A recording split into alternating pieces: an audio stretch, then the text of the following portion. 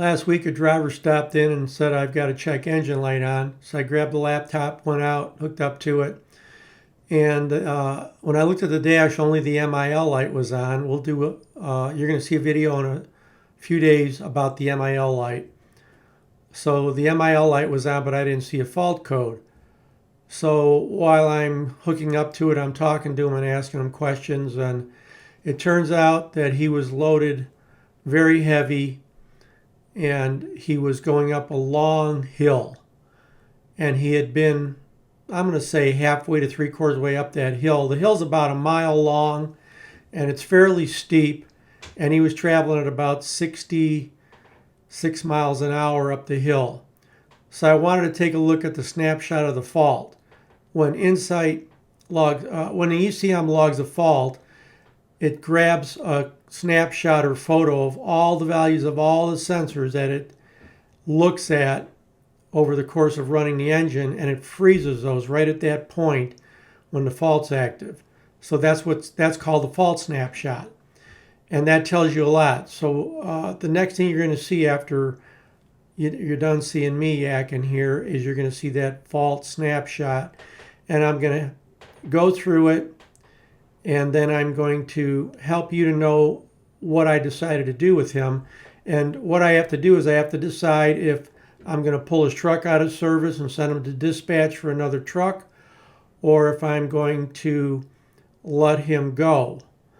And if the truck's permitted, it's expensive to pull it out because you lose those permits once they're attached to the tractor.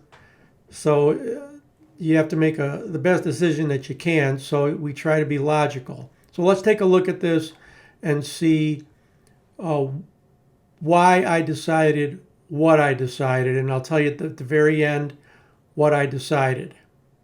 So this goes pretty quick, so I'm just going to go through values here with you. First thing is look at exhaust temperature. It's about 850 degrees. That's pretty hot.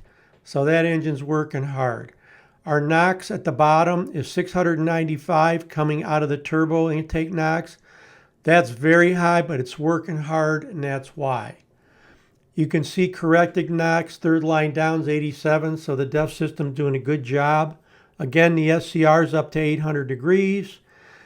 And our crankcase pressure is 6.5 inches, so the engine's in good shape. Remember, it's running at full power now. Our EGR temperature is 212. It's controlling the temperature. The EGR valve is open at 45 degrees. Water is 196. Oil pressure is 33.5. Oil temperature is 225. So that baby's cooking. Engine speed's at 1385.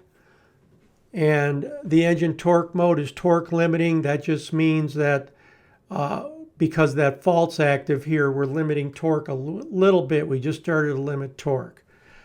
Our fan is off, and the rail pressure is 33,000. We only made 28,000. Look down at percent of accelerator and load in the middle. They're both at 100. The driver's got his foot on the floor. The transmission is at 0.085, so that Eaton automatic is keeping him in overdrive as long as it can, and the engine's hanging in there. It's pulling that load up the hill. So right now we're doing a good job. So the fault code was 559. He was grossed over 110,000. He was just above peak torque and still in overdrive in the transmission. And the transmission's working to maintain fuel mileage, and the engine's helping it by having the torque to hang in there and not lose enough road speed to cause a shift. There was only one count of the 559. The driver said he had serviced the unit 3 weeks earlier. Oil and fuel filters were in good shape. He said he had been going up a long hill at full throttle for probably a couple minutes. I think the hill he was going up is about 1.5 miles, constant grade. So he was going up there at least a minute, and then the check engine light came on and stayed on, and he said as soon as he topped the hill and let off the throttle a little bit, it went off. Now, why do you think he stopped to see me on this when his light went off? And do you think any other lights were on at the time or after this occurrence?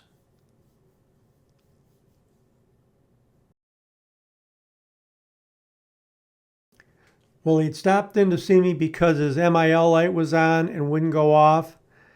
And to the driver, that's a yellow light. It's a problem. But we're going to talk about the MIL light here in the next video that you see come up here, because everybody really needs to understand what that lamp's about. By the way, I did not hold his truck back. I cut him loose.